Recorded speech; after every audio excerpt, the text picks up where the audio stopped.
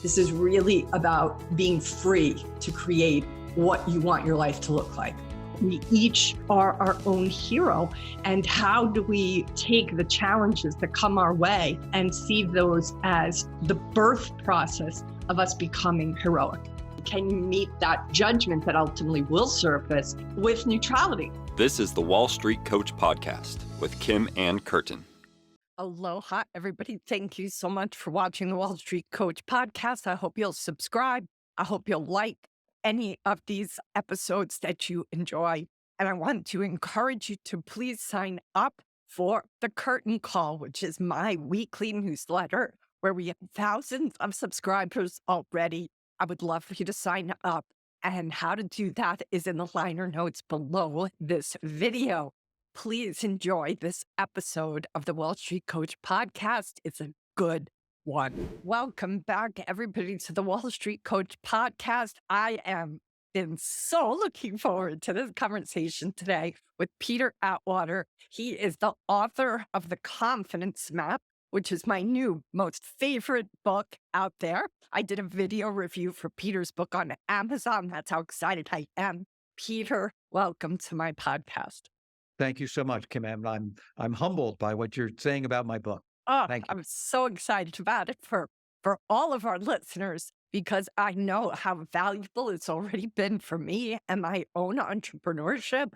But I know, having worked with traders and investors now for over 17 years, they're going to flip the heck out when they read this book, because you're speaking not only to their own challenges, but this wisdom is going to facilitate them being much more successful navigating all the twists and turns that the market goes through.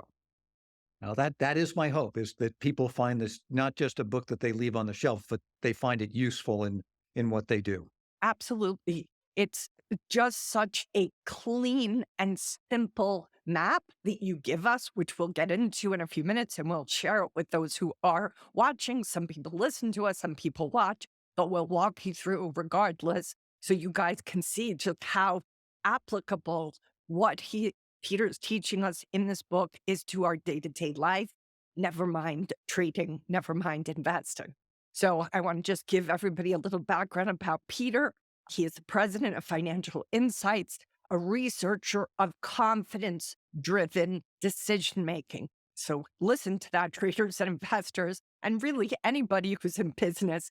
If you want to understand what drives decision-making and how to have it really be informed properly, you want to listen to what Peter has to say. He's also been an adjunct professor at William & Mary and the University of Delaware. This is a great story that just gives you a little sense of where Peter kind of comes from in his amazing journey.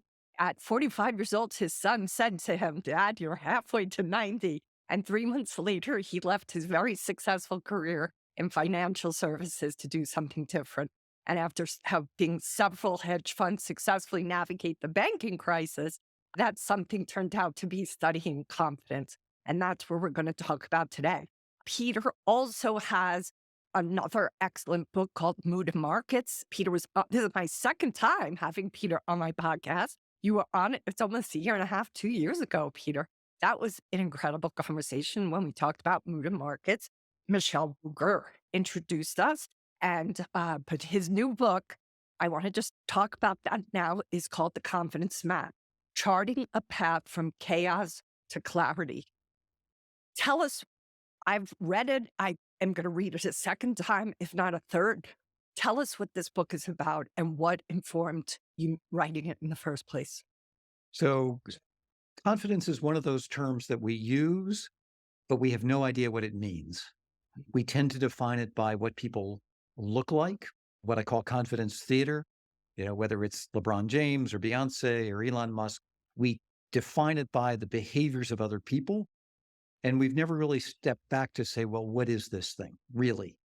And I've tried in what I hope is a useful template to define it as a function of the certainty and control that we feel in our lives. That when I'm confident, I think things are predictable, that I have a good sense of what's coming, and I feel that I'm going to be prepared and capable of dealing with what is ahead. So I may have the tools and resources that I need to be successful. And when those two come together, that's what confidence is all about. I'm wondering, is it a good idea for us to have the map shown right now, maybe, and we'll walk people through it if they're only listening? Sure, be happy to put it up. Okay, great. So this is the map that I created. I call it the confidence quadrant. And it's a very simple image of 4 boxes, a 2x2 box chart. And you have certainty on the lower x-axis and control on the y-axis. And I divide it into high, low, certainty, and control. So there are 4 possible combinations. In the upper right-hand corner is when we have both certainty and control. And I call that the comfort zone because it is comfortable for us. We're relaxed. We tend to be outgoing. Our brains are at ease. We're at ease. Time typically passes quickly. When I talk with athletes, that's what they define being in the zone. It's a very, very important place for us because we are often at our very best there. The opposite environment is what I call the stress center. That's where we have neither certainty nor control. And here we're naturally anxious. And we don't think about it in these terms, Kim Ann, but the opposite of being confident is feeling vulnerable. We feel things are uncertain and we're not entirely sure we know what to do, where there's a sense of powerlessness. And so the stress center is an environment where we feel inherently vulnerable and sometimes intensely so. That lower left-hand corner, I think, is what defines traumatic events in our lives, where we feel incredibly powerless in an environment of intense uncertainty, whether you've been mugged or fallen because you were skiing or COVID for many people, put them in that lower left-hand corner. So when we naturally think of confidence, those are the 2 boxes that we think about. But there are interestingly 2 other boxes. There's an environment where we have certainty but no control. I think of that as the passenger seat, whether you're in a taxi or in the back of an Uber or on an airplane. And that's an inherently fragile environment because we feel good so long as the certainty of what we thought we ordered was good. But we get very anxious when that certainty goes away. Anybody who's been on a turbulent flight has lived that. And so we can often feel imprisoned in that lower right-hand box. The last box is the launch pad. This is where we have control but no certainty.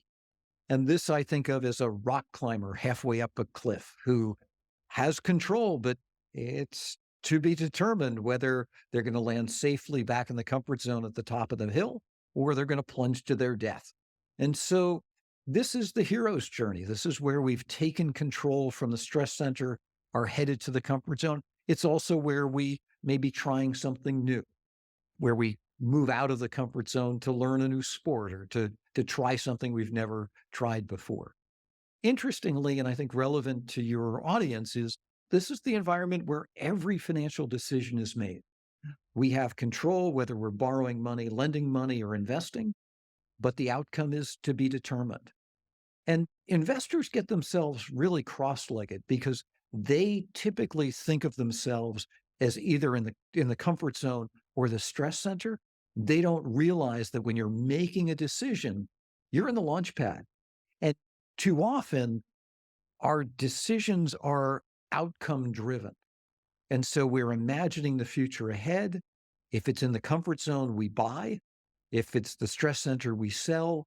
And we need to be careful not to get seduced by those strong feelings because often we'll make the wrong investment decision at the wrong time as a result. Yeah. So many places I want to go. And just so you guys see, I have like so many pages of notes from his book because every page I was like, oh my God, this is such a nugget. So here is where I want to take us in this conversation, especially with where you just ended. Would you be willing to walk us through what you talked about with regards to the 5 F's of panic and then the 5 F's of extreme confidence? Sure. So when we lack certainty and control, particularly intense, we naturally think of fight and flight.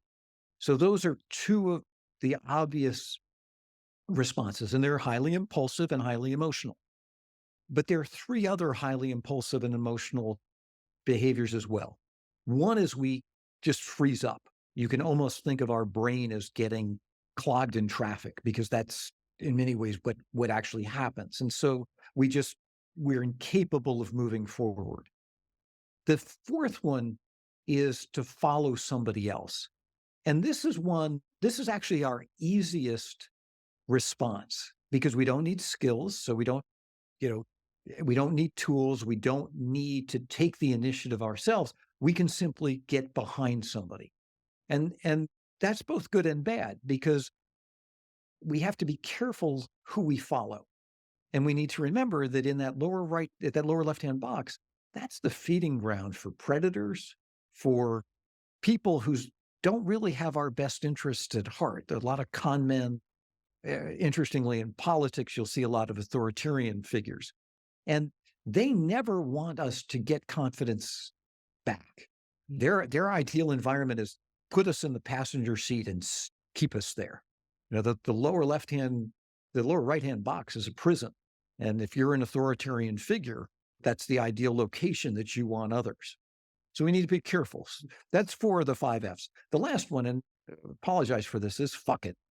And we are naturally nihilistic in the lower left-hand corner of the stress center, and often to our own disadvantage and frequently to the organizations that we work in. And so if I'm creating change or I'm experiencing dramatic change, I need to anticipate that every one of those 5 behaviors is likely to be experienced and exhibited by people around me. And God knows we saw that in real time with COVID in 2020.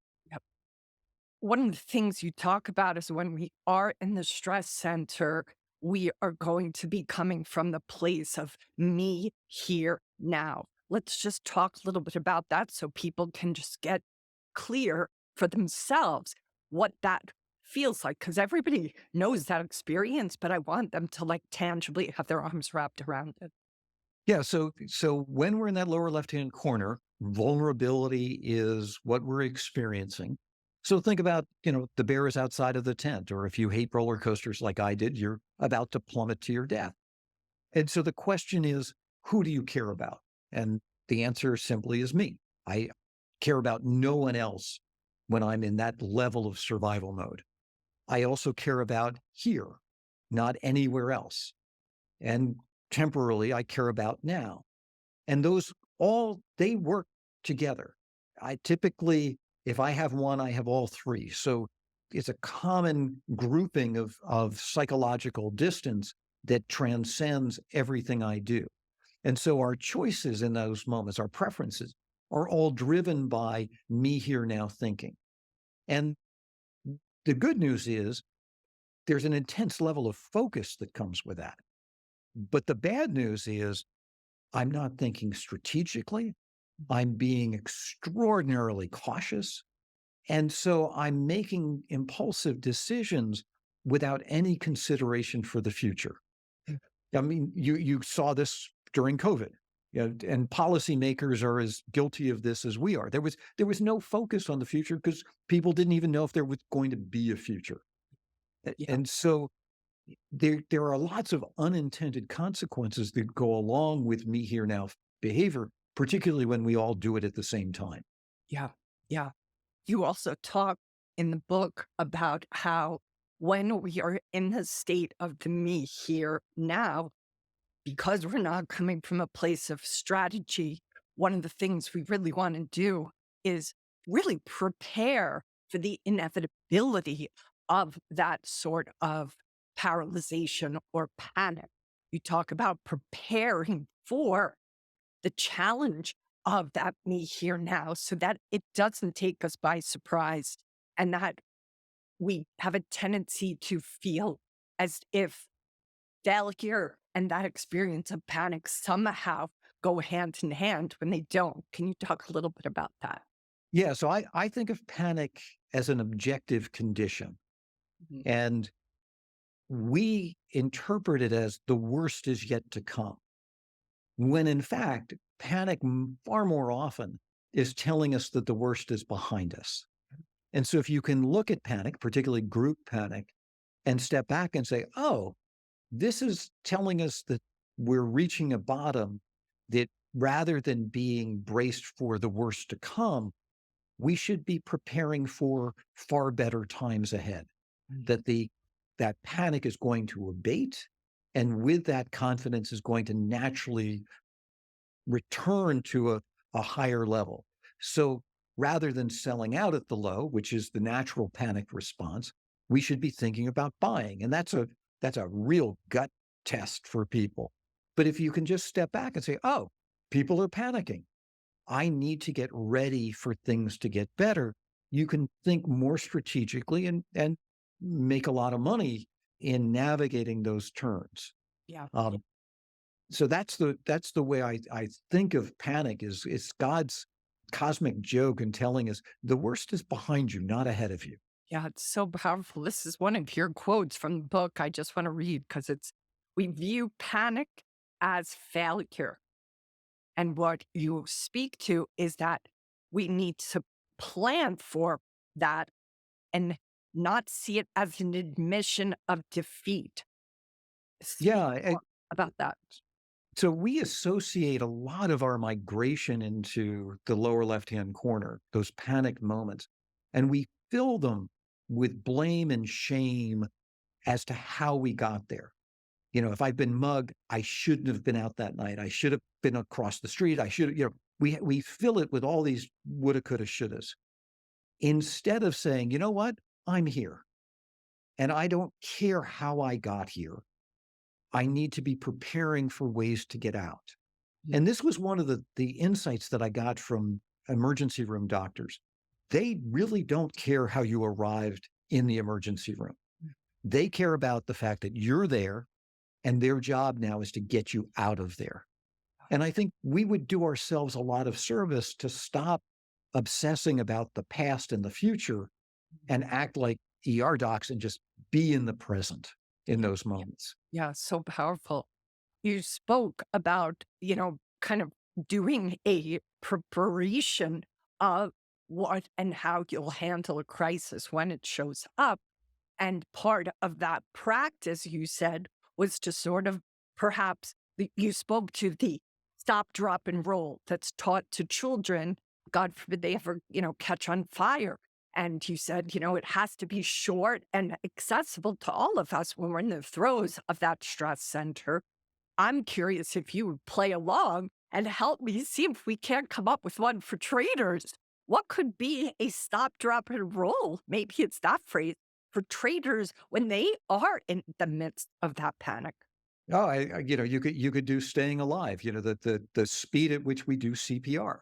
It's being able to look at what would otherwise be a really disarming experience and not even having to think about the response.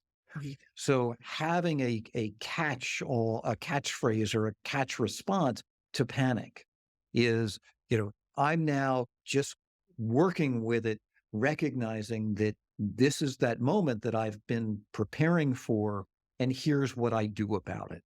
Yeah, for sure.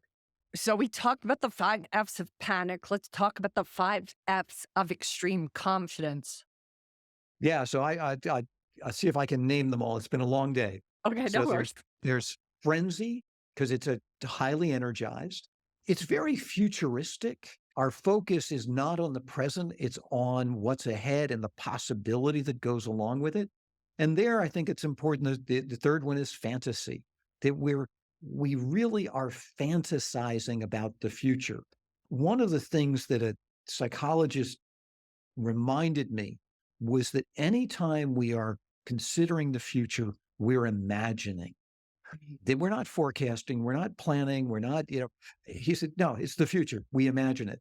And so think of yourself almost like a Disney cartoonist. You're imagining what this world looks like. Yes. And confidence is really high. It's very fantastical. You can almost imagine this cartoon-like environment that we're capturing in our brains. And so that's another critical aspect of being extremely confident. Yeah. You've got the other two written down, I'm sure. I do actually. I have flashy, festive, and frenetic.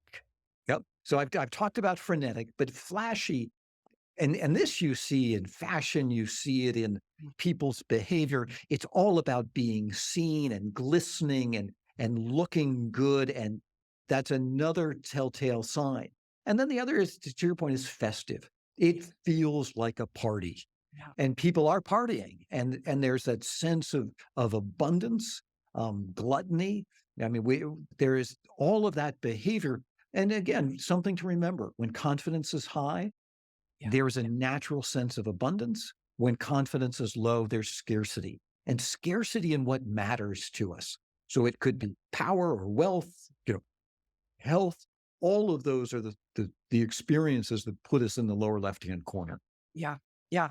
Beautiful. There was a couple of quotes that I wanted to speak to.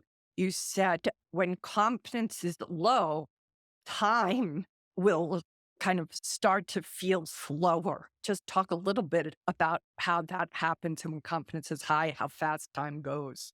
Yeah, so distance gets distorted. At time distance, it naturally slows down when we're lacking confidence, and it speeds up when confidence is high. Time flies when we're having fun. We say that for a reason, and time really drags. You see the same thing in relative perceptions of distance.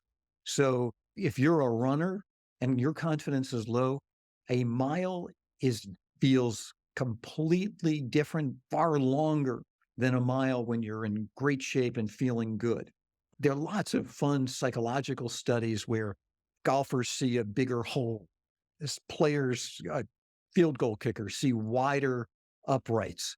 And so this psychological distortion plays a big factor into our willingness to take risk, because I'm willing to take a lot more risk if I think the field goal posts are wider than they are. And so we need to be really careful not to fall victim to the psychological distance that we're experiencing, because we're going to be naturally impatient when confidence is low. Yes.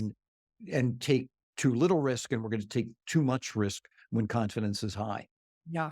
I mean, ultimately, your book is truly helping all of us become much more self aware and understand how we tick as humans.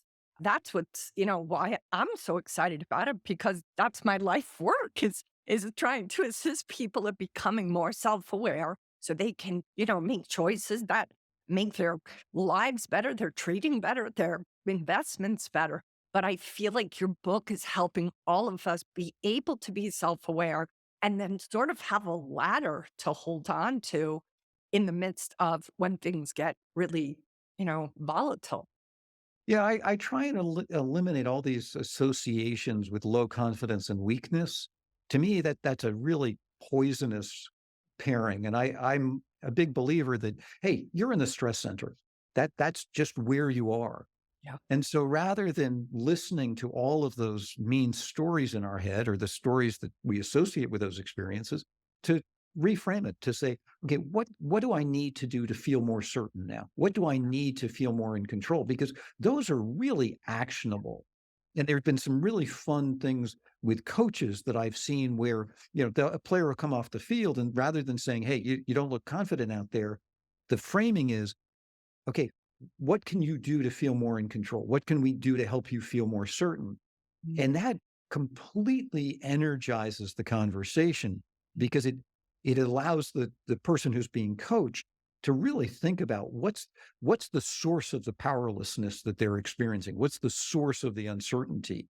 And Yes. to then be very specific about a response. Yes. And it also sounds like an appreciative inquiry approach where you're focusing on solutions and not the challenge. Yeah. And again, how you got there doesn't matter. Yes. It's, stop with the blame and shame. You're Yep. there. Yep. And as a coach, I want to help you get out of there as quickly as I can. Exactly. And I'd love too, just that because I believe in coaching, obviously, I feel there's so many times when obviously there's certain therapists out there that approach it from a much more positive aspect, but that's part of why I gravitated towards coaching, having had therapy myself and having had coaching. I'd love that coaching put me in the driver's seat of my own experience. And then I can do that with, my clients, that I can say to them, like, you're the one who's going to come up with the solution here. And you are the one who's in the driver's seat. That to me is just so radically a different approach than what, basic psychology sort of does with a therapist. So I'm just so glad you brought that up. I mean, what's your take on that? That's my perspective because of, my views. But Yeah, I mean, when people map themselves into the passenger seat, the conversation quickly turns to what put them there. mm, And instead of, so why are you staying there? What do we can blame who put you there all day long, but short of physical imprisonment, it's your choice to remain. Now, admittedly, getting out is not as easy for some as for others. I mean, yep. and I'm incredibly sympathetic to those that are there for lots of reasons that, create enormous hardship to getting out. But I think we forget so often that there is a choice to get out and then to think about what are the steps that I need to take to prepare to leave. Yeah. And this is particularly difficult because it means swapping mm, certainty for control and control for certainty. So there's a switch that we often don't feel prepared and equipped to take on. Yeah. Yeah, for sure. We're going to take this over to Twitter Space probably now, where we have at least 90 people there waiting for us. So we're going to close this down. But I have 17 other questions. If we can't get through them all at Twitter Space, we might have to have another podcast number 2, Peter, because this book, again, everybody watching, you have to read this book. Doesn't matter what your business is. I know investors and traders are going to flip out when they read it, but truly anybody who's in business is going to be completely enriched by it. Aloha, everybody. Thank you so much for coming to this Twitter Space with Peter Atwater. I'm so excited to host this today. I'm a huge fan of Peter's, and I've enjoyed his first book, Mood and Markets, but I'm especially impressed with his newest book, The Confidence Map, Charting a Path from Chaos to Clarity. My name's Kim Ann Curtin. I am committed to helping those who seek high performance create a conscious path to the future they are worthy of by installing my 5 practices into their daily life. If you like what I have to say here or these kind of topics, I hope you'll join Curtain Call. That's a play on my last name. We have a newsletter and you can sign up in my Twitter handle. Peter comes from, he's president of his own firm called Financial Insights, and he is a researcher of confidence driven decision making. He's also an adjunct professor at William and Mary and University of Delaware. His newest book, The Confidence Map, Charting a Path from Chaos to Clarity, is an absolutely game-changing book. If you're an investor or a trader, it's a must read. But if you're a business person, it's a must read. I've learned so much, not just about how to navigate confidence in myself, but also just as an entrepreneur and as a business owner. It's given me such great food for thought, even on how I market what we offer here at the Wall Street Coach. So, Peter, thank you for coming to this Twitter Space. I'm so excited to have you here for all of these listeners. Thanks so much, Kim Ann. I'm delighted to be here. So glad. One of the things we just did, did do part 1 of this podcast. Usually when I do a Twitter Space, it's 2 parts. So I do a video Zoom call, and that will be weaved together with this Twitter Space, and we'll drop it on the Wall Street Coach podcast in about 2 weeks if you guys want to look for it. What we're going to really talk about today is for you guys to better understand what is so important about this confidence map that is the title of Peter's book. So, Peter, I'm going to just have you kind of recap what the confidence map actually is and what inspired you to write this book in the first place. So, Kim Ann, before we do that, I just want to make sure folks are being let in and you've got the participants along with it. Yes, they will come in as they see this live. And if you guys like the conversation and are comfortable sharing it on your Twitter handles, please do. Okay. So I've been teaching a class on confidence for a long time. And what I discovered early on is confidence is a word we use that we have no idea what we mean when we use it. And so what happens is we typically associate it with other people and the behavior that they exhibit. People talk about LeBron James and Beyonce and Elon Musk and all of these folks that look confident, but it's not something that we quite know what it means in terms of our own behavior. And so I try to strip out the confidence theater, as I call it, to really what are the behaviors that are driving the decisions that we make, and what is confidence when we talk about it. And there it becomes really about two specific elements. It's about our feelings of certainty. Do things feel predictable to us? Do I think I know what's coming? And then the other is, am I prepared for what it is that I imagine is ahead? And so do I have the tools, the training, the preparation, the rehearsal, whatever it is that I need so that I can feel confident in that future that I imagine? And we need both of them to feel confident. That one without the other is incredibly fragile. And those environments, as I write in the book, can change quickly from one to the other. So I talk about when we have certainty and control, we're in the comfort zone, we're relaxed, things feel easy, we're kind typically, our brains are relaxed, which is a really important part of confidence. We're more social, outgoing. And then when we lack confidence, I don't like that term because it's not really useful or accurate. The opposite of confident is vulnerable. And so when we lack confidence, what we're really admitting is we somehow feel vulnerable. Somehow I feel less certain. Some things I don't feel prepared. And so there's a level of powerlessness and uncertainty that go along with lows in confidence. And I call that being in the stress center. It's where we're naturally anxious.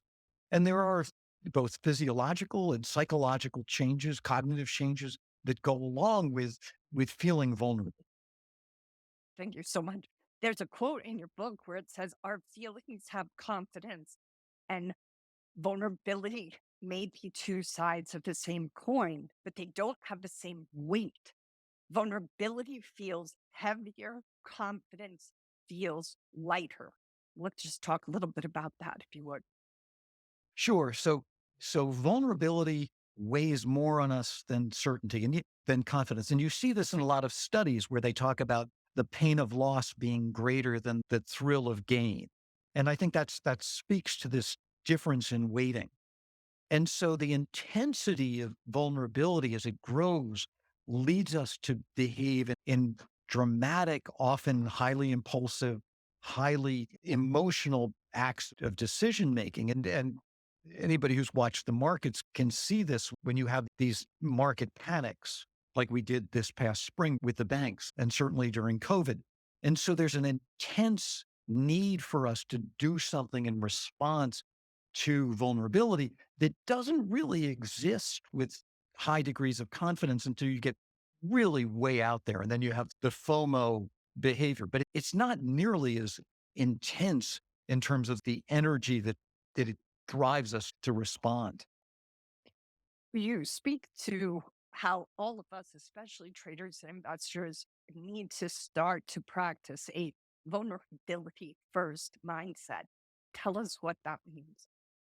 Yeah. So if I think about our response, particularly leaders' response to crises, the focus is always on the problem, the thing that burned, crashed, what it was specifically that went wrong. And I think what distinguishes a problem from a crisis is the intensity of the feelings that accompany it. And so a crisis creates enormous feelings of vulnerability. And when you solve a problem, particularly in the business world today, leaders often leave the vulnerability still exposed. I think the patient is still on the table even though the business leader thinks, oh, we solved the problem. The well was capped. The fire was put out. And they fail to appreciate that the vulnerability lingers. And I say the difference, when I talk to doctors, the difference between curing a patient and healing a patient is that the first solves the problem. Healing involves the restoration of confidence. And so we need to be focused on both solving the problem and healing the patient, eliminating the vulnerability. And companies generally are really bad at that these days. You give an example of how there were a couple of plane crashes, and then I can't recall who it was, Lockheed Martin or someone else, but you said that after those crashes, that the greatest need wasn't repairing the plane, but in restoring trust among those who were using their plane.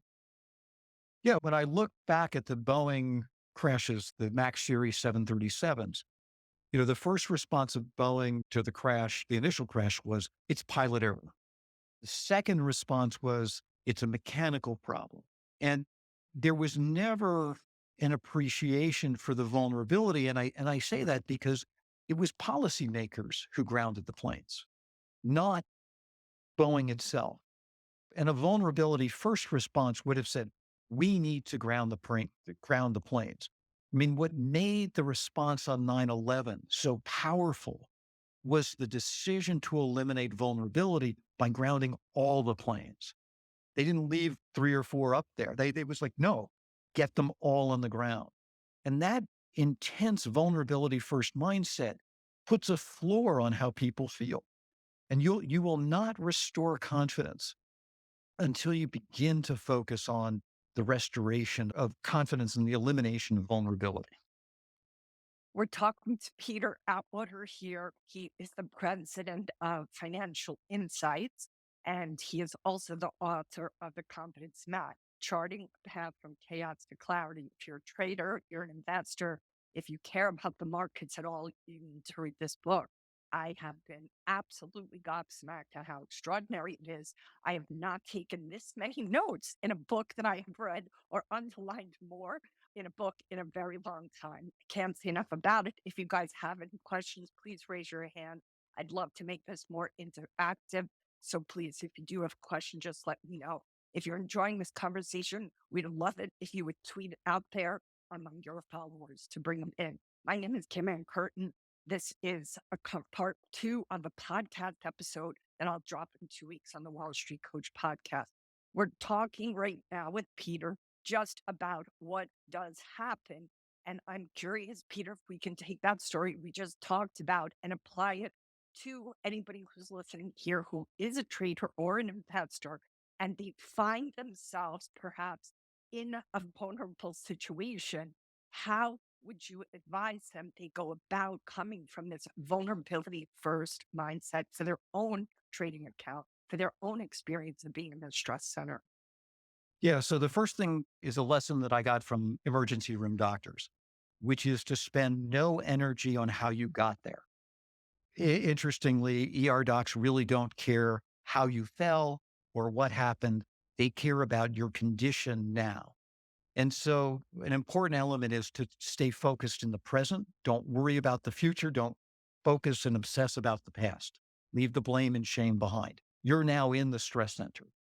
And here, I think the advice that coaches often ask when they're applying these concepts is to stop worrying about lack of confidence and instead begin to ask, what are specific small steps you can do to regain certainty, to regain a sense of control, and keep them small, keep them quite tangible, immediate, that will give you a clear sense that you're not as powerless as you think, that things are not as uncertain as they feel. And so small, deliberate steps begin to create a pathway to getting back to the comfort zone. And you need to be really careful. Don't throw the baby out with the bathwater. That impulsive, take everything to cash, knee-jerk response is very often the kind of capitulatory action that happens at the lows. And so we are naturally too risk averse at the bottom, and we are inherently underconfident. And I think underconfidence is a condition that needs to get more attention today, because when I look at a lot of decision making, it's being made on a basis of fear rather than opportunity. And I think that many individuals need to step back to say, what is the outcome that I'm imagining? And is that really a realistic outcome? Is this as probable an experience as I'm making it out to be? And one of the things I notice is that there's a lot of weight today being given to very extreme but very low probability events. And so we need to be much more cheerful. On an airplane ride, when turbulence hits, people are woefully underconfident. The odds of a plane crashing are really insignificant. I mean, and yet in that moment, we woefully overestimate the likelihood. People who've never prayed before are clasping their hands. And I see the same kind of dramatic behavior on the part of individuals when they're in the stress center for financial reasons. And financial vulnerability is a really debilitating condition. That sense of financial scarcity really eats at us. I'm just curious because you're seeing so much of it. I almost can't help but ask, is that because of this kind of, if it leads clickbaity culture we're all living in, that the social media and or the papers that the media is constantly putting these like really worst case scenarios that put us into the stress center, like your map speaks about, forcing us to be even more nihilistic than we even probably need to be. I'm a big believer that the media, you know, competent media is masterful at mirroring our feelings with stories that they know will resonate with us. And nowhere is that truer today than on social media, the algorithmic promoted stories, and even mainstream media. They know the confidence level of their audience and are going to deliver it back to us as much as we are willing to consume it. And I think we need to be very cognizant of what are the stories that we're eagerly consuming and what are those stories saying about me? Because our stories, feelings, and actions exist in equilibrium. And so the story that I am telling myself or I'm eagerly taking in is much more a reflection of how I feel than necessarily what is true or factual. And we like things that feel truthy much more than we realize. Oh my God, that is so powerful, especially for traders and investors, because they can get so absolutely attached and, what's the word I'm looking for? Like it becomes their whole identity, even letting go of a position that clearly or a strategy that's clearly not working. It's like their whole identity is caught up in it. So just talk about like how can they pause and catch this about themselves? That's truthy. That is such a great word. We like what's truthy. It's just so screwed up, but it's so powerful. Yeah. So I always say, to the degree that you are certain of an outcome, either intensely positive or intensely negative, is a function of your imagination. And that is entirely your mood talking, not the real odds of the future. Like I got hit backside the head by a psychologist when I was talking about the future, our perception of it or our prediction of it. And he said, Peter, our future is imagined. And he said, you need to realize that we are going to be imagining fantasy, both good and bad, at extremes. And so we need to be careful not to get seduced by our own fantasy because it's reflecting how we feel, not the real odds of the future. Again, it's that plane crash scenario that I'm over dramatized and we catastrophize outcomes when our confidence is low and we almost glorify them. There's a grandizing of outcomes when confidence is high. And those imaginations are on us, not the future. Future is always been uncertain, always will be. And, we're the ones whose stories are changing based on how we feel. Yeah. Let's talk a little bit about two things you introduced to us in the book. You talk about the impacts of horizon preference and psychological distance distortion. Please explain both of those to those who are listening. Again, if you guys have questions, just raise your hand and I'll take them. Yeah. So I believe that we are equipped with variable lens goggles that we don't realize we wear. And so when the bear is outside of our tent, when we're feeling very vulnerable and we're in that lower left-hand corner of the stress center, our world is driven by three things: me here now. Nothing else matters.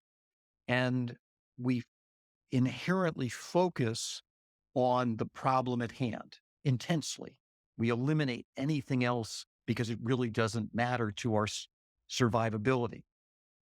What we don't realize is that applies to all situations where we feel stressful, that my me here now preferences are going to determine the actions that I take. We see them in food. The kinds of things we eat when confidence is low is dreadful for the future. And we are naturally antisocial. We're more xenophobic when confidence is low. We turn inward. We won't get out of the house. And that kind of behavior is self debilitating. It's a really vicious cycle that we can put ourselves into. And again, we need to recognize that's a natural accompaniment to low confidence, whether we want it or not. And when you can look at your own behavior and say, oh, I'm in me here now mode, that's a nice way to do a gut check of your own level of confidence and to realize that you're likely to be taking much less risk than you should.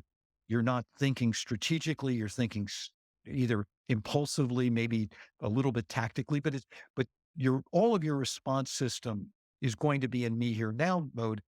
And you're not thinking of the unintended consequences of the choices that you're making.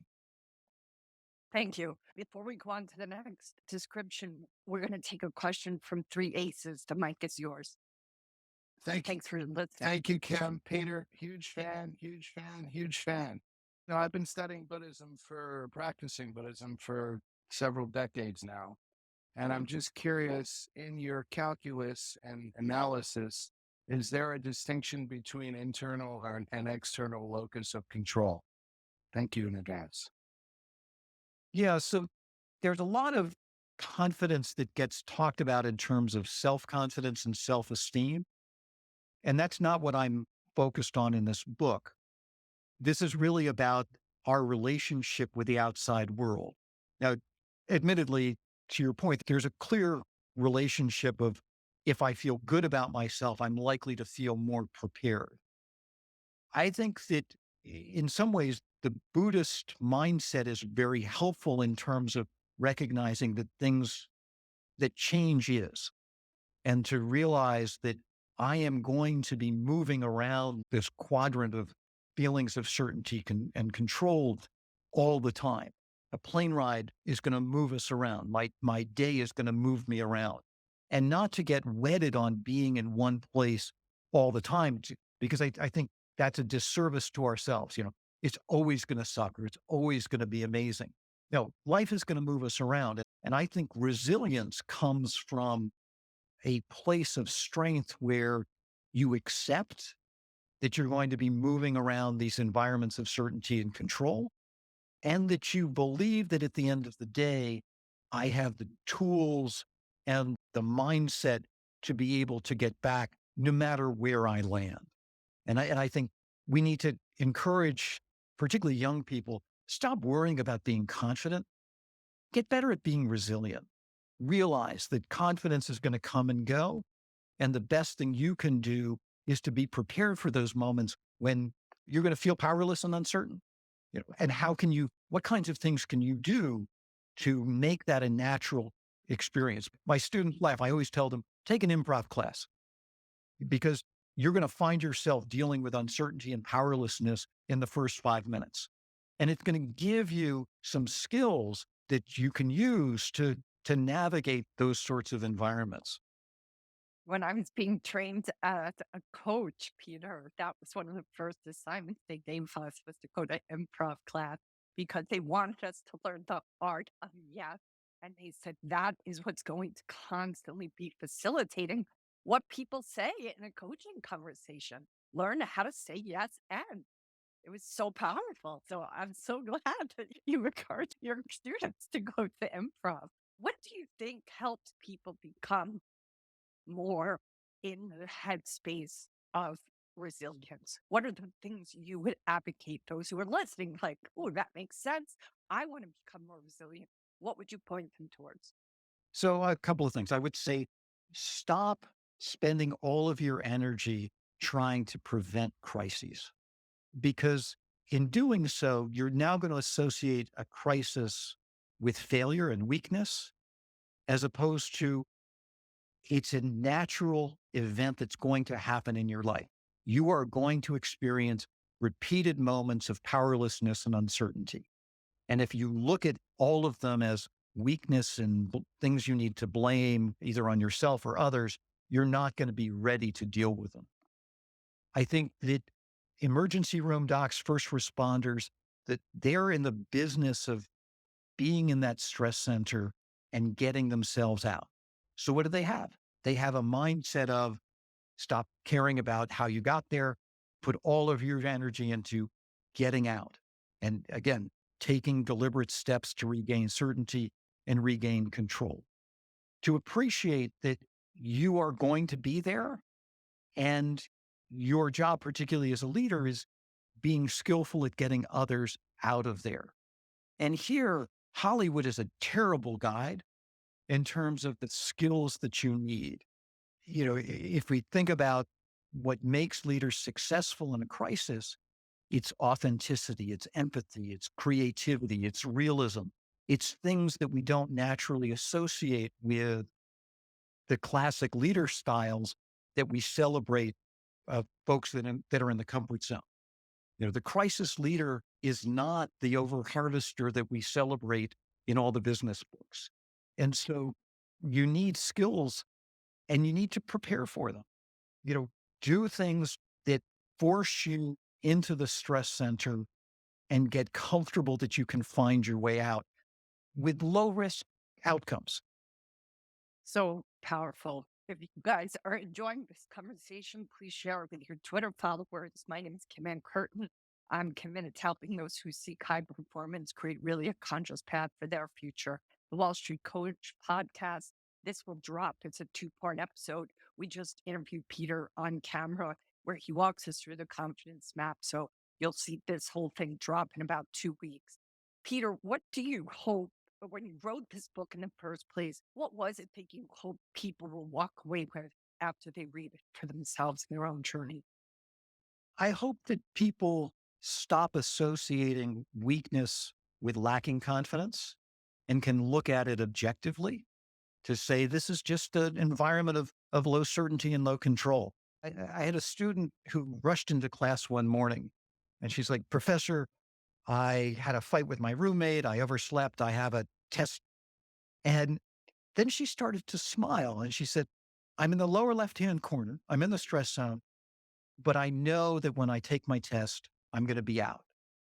And I think just being able to visualize where you are gives us a level of understanding of why we feel the way we do, the association between these different locations on the quadrant and how we think, what we want, what we do, the stories we tell, enables us to realize that there are natural patterns to our behavior and not to be afraid of them when they surface. You know, we tend to look at exogenous events as upending our level of confidence. And we don't realize that many of them are the results of a collapse in confidence of others. You know, yes, 9/11 caused our confidence to fall, but if you step back, you can look at it and say, That was a group of individuals when confidence was very low, doing precisely what we should expect them to do. You talked about how when we are in the midst of a crisis, we need to be very careful about how we navigate who we listen to, and that we can sometimes be more kind of prone to listening to those who are not coming from having our best interests at heart. Just let's talk a little bit more about that. Sure. So the environment of low confidence is an environment of, sadly, predators. That is their natural feeding ground. They love nothing more than people who feel vulnerable. And they very often portray themselves as being able to get somebody who's vulnerable back to the comfort zone. And what we fail to realize is that predators have no real desire to get us back. Their ultimate goal is to move us from the stress center to the passenger seat where we have intense certainty, but still have no control. And we see this with cult leaders. I talk about Harvey Weinstein in my book and his predatory behavior towards women. You can look at the pattern of behavior in organizations like the US Olympics or in the Catholic Church. But these were individuals who were preying on people on their vulnerability. And when we're vulnerable, we're terrible at making a decision. I mean, think about if your pipe is burst, you open the phone book, or we used to, and just started dialing. And that's a behavior that we replicate elsewhere, where we don't look at the competence and the qualifications of those we follow. We just choose whoever's easiest. And particularly, you see, this is why you see authoritarian leaders becoming so powerful and popular when confidence is low, because our follow response is our easiest response to low confidence. Fight requires that we believe that we have an element of control. Flight may require that we have the resources to leave. Follow is easy. We just get in line. And we need to recognize that's not always our best option.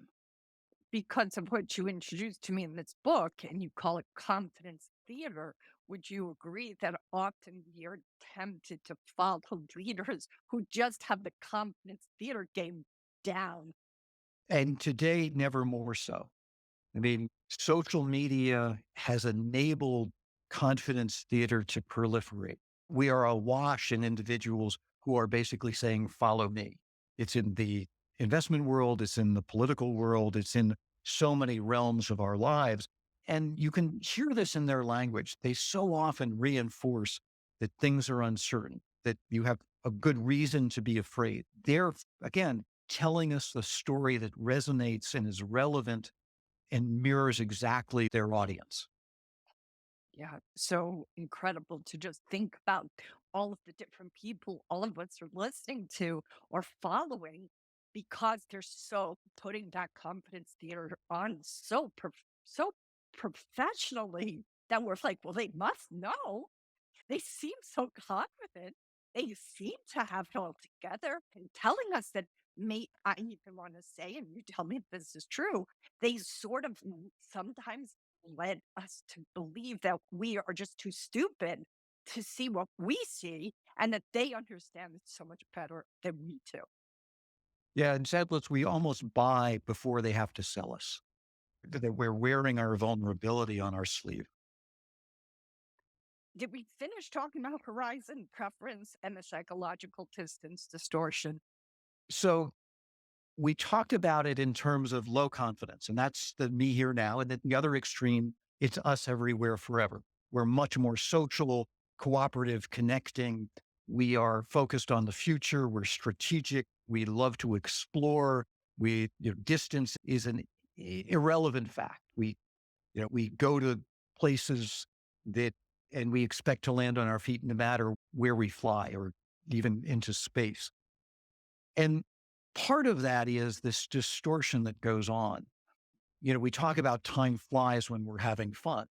Well, distance flies, our social network flies. And so we really crave things that are highly abstract. And then when confidence falls, it's like our world slows down. Distances seem insurmountable. Time moves really slowly. You can almost see the speed dial being turned. We become much more careful about who we socialize with. Familiarity becomes the number one criteria for the people that we trust. And so our whole world shrinks when confidence is low. And I think, in the decision-making world, decision-making moves from, sort of global institutions back to local, almost grassroots organizations of people who know each other. If we're looking at this current, I'll say, interesting market, especially because of this book being on top of your previous book, which was called Mood and Markets, what is it that you feel perhaps you're seeing within the marketplace and how traders, investors are operating that maybe they're missing? What do you see that they may not be seeing right now? So I see particularly those who have been enormously successful in the past several years, their confidence is to the moon. They have never felt better. And I think it's quite significant when you look at a company like LVMH, the Louis Vuitton, Moet Hennessy, that this luxury goods company is the most valuable company in all of Europe, more than Unilever and Mercedes and BP, you name it. In fact, 4 of the 10 most significant companies by market cap in Europe today are French luxury companies. And that says to me that those at the extreme high end feel immensely powerful, certain of what's ahead. And at the same time, I see a broader population where there's intense feelings of powerlessness and uncertainty. And you can even look at that in France itself with the riots and protests that we've seen recently. And so the contradiction between market confidence, investor confidence, and social mood more broadly is really striking to me. And, admittedly, I, focus a lot of time on the K-shaped recovery, but it to me has become really profound in its divide.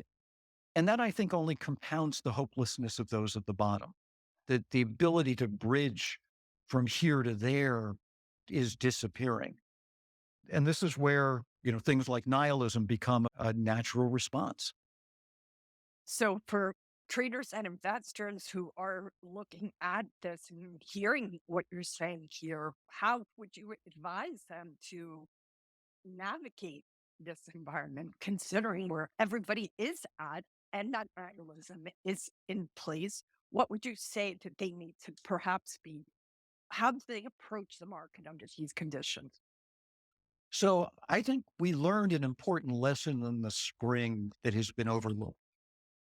And that is that the speed at which changes in mood can move faster and more widely than ever before. And if we look at what happened, whether it's, Silicon Valley Bank or, First Republic or the banks that failed, we saw the combination of social media, the media, and online trading tools come together to move massive amounts of money in moments. And I think that's an important thing for investors to keep in the back of their mind, that our ability to be highly emotional and impulsive today is like never before. And so I think whether you're a bull or a bear, size things recognizing that the market has a capacity to exaggerate price and volume flows in ways that you are not prepared for in both directions. And that you want to make sure that you're not standing naked. You may be absolutely right, but woefully out of sync with the crowd when the crowd turns. And the crowd dynamic today is going to drive outcomes like never before. You spoke about how we are being given information in our culture all the time of where the crowd stands. Would you just talk a little bit about that, which probably ties a bit back to mood and markets, your other amazing book? But just let's go there a little bit so that people listening who do want to read that market and or the crowd more successfully. Yeah, we have the ability today to look at stories like never before in terms of their volume. I'm a big user of, Google search data because I believe that, if we feel it, we search it. And so there's a really important connection between the stories we tell, the words we use, and the feelings that we have. Unprecedented, the use of our word unprecedented skyrocket is in 2020 as the markets were collapsing. And so we have an ability, even as amateur investors, to track mood in ways that should enable us to avoid falling victim to it, to realize that those stories that are most powerful are going to be shared most widely, searched most widely.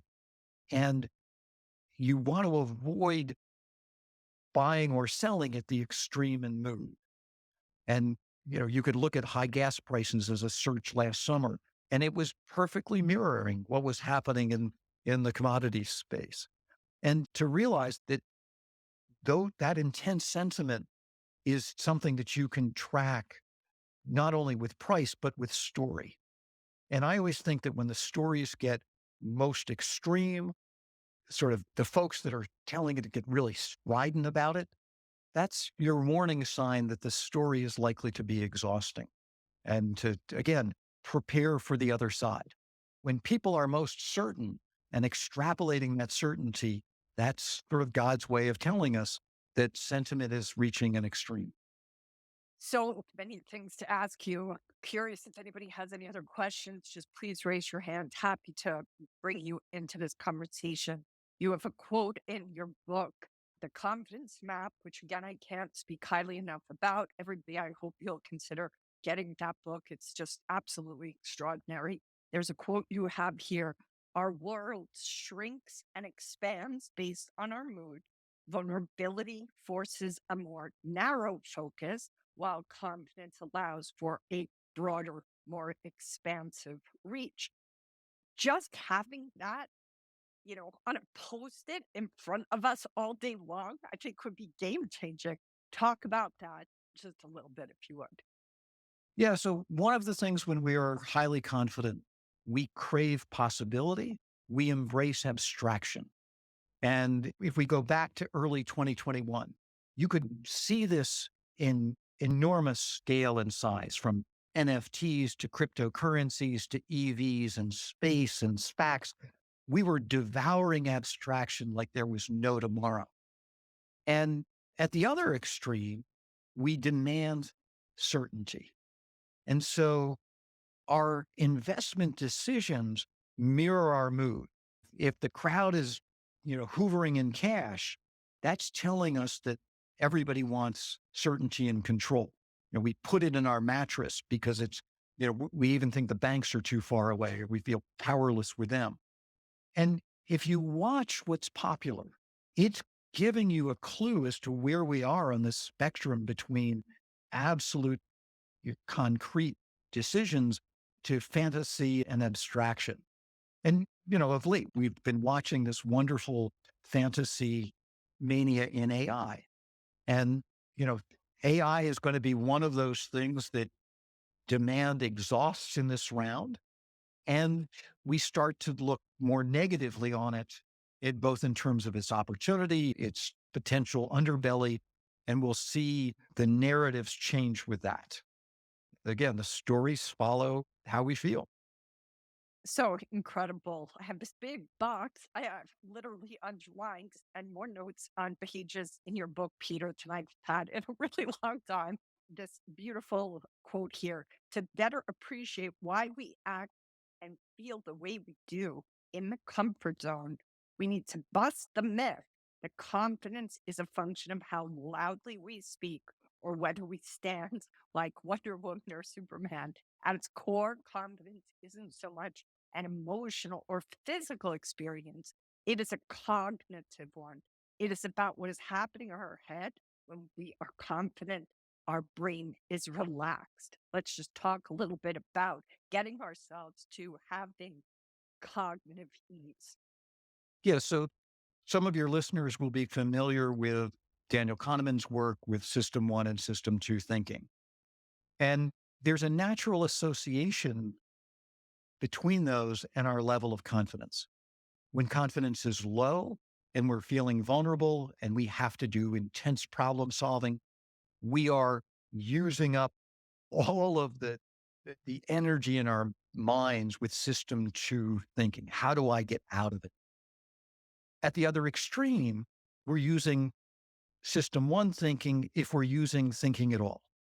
Our brains are naturally lazy. And if we don't have to think, if we're not worried about something, we are not going to think. And I always think of tipping points as reflecting a pivot in how we think. So if you've learned to ride a bicycle, that aha moment, that's your body and coming together to say, we've now shifting from System 1 to System 2. You can relax now. I've solved the problem. Conversely, the shift from System 1 back to System 2, those are the oh shit moments in our lives. And so if you can start to associate those two tipping points, you begin to realize that our cognitive processing is moving with our mood. And when we're feeling invulnerable, we're not processing information cognitively at all. And this is one of the real paradoxes of high confidence, in that we take the most risks in the biggest size while paying the least amount of attention. And so it's no wonder bad things arise from that. If you can Let's think just about have to say that one more time because it's so powerful. Just repeat that for you. we take the most risk in the biggest size while paying the least amount of attention. And that's a universal. And we do it individually. We especially do it in crowds. And so if you can think about your decision-making process, how quickly did you make it? Are you making it faster with less scrutiny than you did in the past? That's your process telling you, whoa, I may be more confident than I should be. And at the other end, if you're making painstaking decision and you're still not sure what the outcome is, the chances are you're being too risk averse. So our cognitive processes get in our way of making good decisions at both extremes. You talk about how it's important for us to have fluency to describe our experiences of cognitive ease, but also what you're speaking to now. So, a person who's hearing about this, and let's actually just speak because we didn't get to show the map. So, just describe, the most basic sense of the map because people are just listening, what it is that they can use as that ruler for themselves to determine where they're coming from on that confidence spectrum. It's a relatively simple 2x2 box chart, and there are 4 quadrants to it. And the x-axis is our sense of certainty. The y-axis is our sense of control. And you can think of the boxes as being high or low, certainty and control. The upper right box, I call the comfort zone, is where we have high certainty, high control. And again, it's feeling very relaxed. Our brains are at ease. We tend to be nicer, cooperative, strategic, outwardly focused. There are lots of characteristics that go along with that. The opposing box, the lower left-hand box, is the stress center, where we feel like we have neither certainty nor control. And that's where we feel powerless and uncertain and we feel vulnerable. And I think all traumatic events lead us into that lower left-hand corner, no matter their cause. We don't think of the other 2 boxes where we have certainty or control, but we spend a remarkable amount of our time in those boxes. Lower right-hand box, I call the passenger seat. It's where we have certainty, but no control. It's the passenger seat of a cab or a roller coaster or an airplane. And that's a fragile environment, because if the certainty that we're relying on, particularly the extreme certainty that we're relying on, fails to exist, suddenly chaos takes over. We feel very vulnerable. Interestingly, that lower right-hand box also describes a prison, which is why when there's turbulence, you feel trapped as well. The last box is the upper left-hand box, and that's the launch pad. That's where we have control but no certainty. And this is where you can think of a rock climber halfway up a hill where the outcome is to be determined. Will they make it safely back to the top, or will they fall and perish, to their death? And if you think of mythology and the hero's journey, it's the journey from the stress center through the launch pad back to the comfort zone. Marvel Comics has made billions of dollars making movies that show just that journey. And one of the things that investors fail to appreciate is all of our financial decisions are made in that upper left-hand box. We do not make financial decisions in the comfort zone nor the stress center. They just feel that way because that's the outcome we imagine. But every financial decision reflects control but no certainty. If I'm borrowing money, if I'm lending money, if I'm investing, I am making a decision and it's imagined outcome driven. So if I think I'm going to end up in the comfort zone, I'm going to make a buy decision because I think prices are going to rise. If I think I'm going to end up in the stress center, I'm going to sell because I don't want more pain inflicted on me. But we need to be really careful that when we associate high probabilities to those decisions, we're kidding ourselves.